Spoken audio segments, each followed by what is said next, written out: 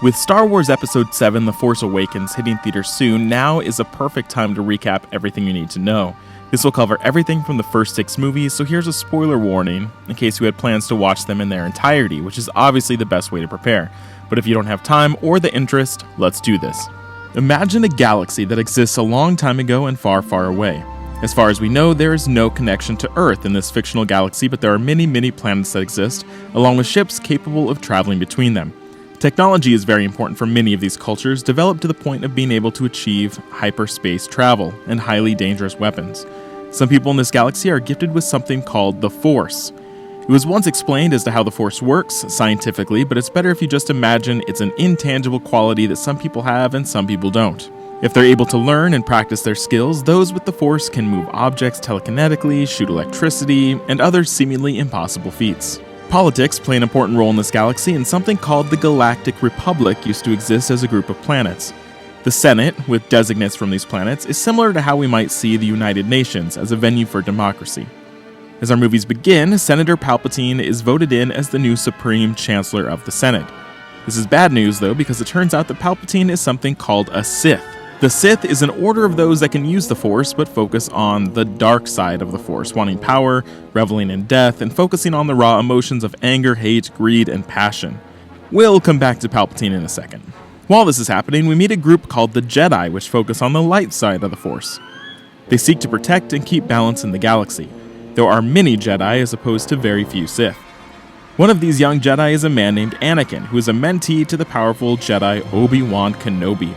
Anakin is very passionate and emotional, which tend to be traits of the Sith, but Obi-Wan believes he can train Anakin to be a force for good. Anakin falls in love with a queen named Padme. They eventually marry, and Padme becomes pregnant.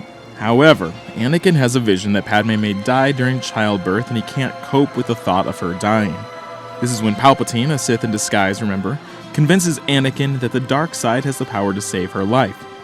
Anakin gives in to the power of the dark side and becomes the second in command to Palpatine, given the title of Darth Vader. He murders most of the Jedi that exist during that time and is confronted by his former mentor, Obi-Wan. Their duel leaves Anakin nearly killed, though Palpatine is able to save him and constructs a suit that keeps him alive. It's this mechanical suit and its built-in breathing apparatus that gives Darth Vader his signature heavy breathing sound.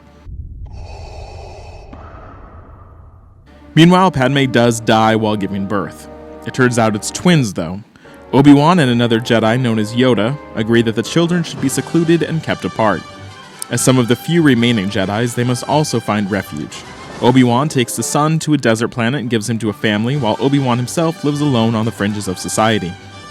The daughter is given to a powerful family in politics and becomes a princess on that planet, while Yoda seeks seclusion on a swamp planet. For many years, the Galactic Empire replaced the Republic as the ruling body. This empire was ruled by Emperor Palpatine, with the second-in-command Darth Vader. They used ground troops that all wore very similar armor called stormtroopers. These outfits would vary based on the purpose of the troops, but the look was a signature for the Empire. About 20 years pass now, with the Empire ruling most of the civilized galaxy. Palpatine rules through fear, so he has created something called a Death Star, which is a giant floating weapon capable of destroying planets.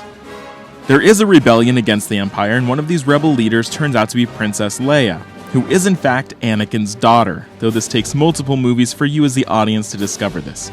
Darth Vader captures his own daughter, again unbeknownst to him, because she stole plans for the Death Star, but managed to hide them in a droid called R2-D2. R2-D2 and his buddy C-3PO are on a quest to find the secluded Obi-Wan Kenobi, but they're intercepted by a small family which turns out to be the family of Luke Skywalker, the twin brother to Princess Leia. Again, he doesn't know any of this. He manages to find a hidden message inside R2-D2 which leads him to find Obi-Wan Kenobi. Obi-Wan tells Luke about his father, but lies a little bit. He says that Anakin was killed by Darth Vader, instead of telling Luke that his father became him. Obi-Wan, Luke, and the two droids now go on a mission to find and rescue Leia. They need help getting there, though, so they recruit the pilot mercenary Han Solo, who is accompanied by his co-pilot Chewbacca. Han flies one of the most recognizable ships in pop culture, the Millennium Falcon.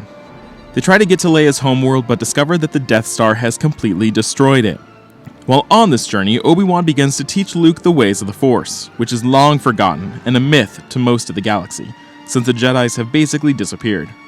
But since Luke's father has the Force, Obi-Wan believes that Luke may be able to use it as well, and gives Luke a lightsaber that once belonged to Anakin. Han Solo is a bit of a skeptic and doesn't even believe that the Force exists at all. Eventually they are able to rescue Leia, and Obi-Wan faces off against Darth Vader, allowing Luke to watch Vader destroy him. They are able to utilize the plans to the Death Star, and Luke is able to harness the Force and destroy the ship. Luke hears Obi-Wan's voice during the battle.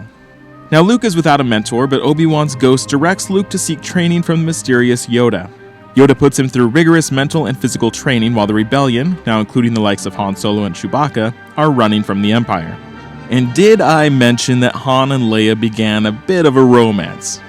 They fall into a trap, however, when they go to Han's former friend Lando for help. The infamous bounty hunter Boba Fett has tracked them to Lando's mining outpost and called in Darth Vader. Luke is meditating with Yoda and has a vision of his friend's suffering, so he abandons his incomplete training to rush to the rescue.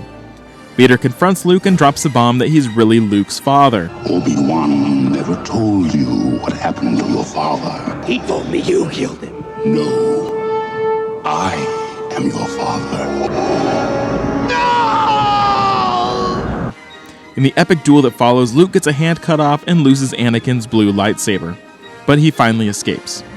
Han is frozen in metal and sold to the dangerous Jabba the Hutt. Leia and Chewbacca are captured trying to rescue Han, and Leia is made to wear the iconic golden bikini as Jabba's slave. Then Luke shows up with a green lightsaber and rescues everyone, defeating Jabba and all his lackeys. This includes the fan favorite bounty hunter Boba Fett, who gets thrown into a dangerous sand monster's mouth. Luke returns to Yoda and learns that Vader really is his father. Luke also learned that Leia is his twin sister, though it's unclear if she has the Force as well. It's now discovered that Palpatine and Darth Vader have a second, and even bigger, Death Star. To defeat the Empire once and for all, the rebels must shut down its defenses and destroy it. Luke faces his father once more, but does not kill him, knowing that he must not give in to the dark side. The Emperor begins to use lightning in an attempt to kill Luke, but Vader, in a final act of redemption, stands in the way and ultimately defeats the Emperor, though he suffered fatal wounds. Luke takes off Anakin's mask and is able to see his true father. Vader dies, the Death Star is destroyed, and the Empire seems defeated, with the rebels striking this massive victory. And since 1983, this has been the happily ever after of the core films. The new trilogy of films takes place more than 30 years after these events, so it's unsure what sort of democracy has taken the Empire's place. Did Han and Leia have Force-sensitive kids? Did Luke rebuild the Jedi Order? Have more Sith arrived to cause imbalance in the universe? Is Boba Fett alive? We'll see when The Force Awakens hits theaters on December 18th.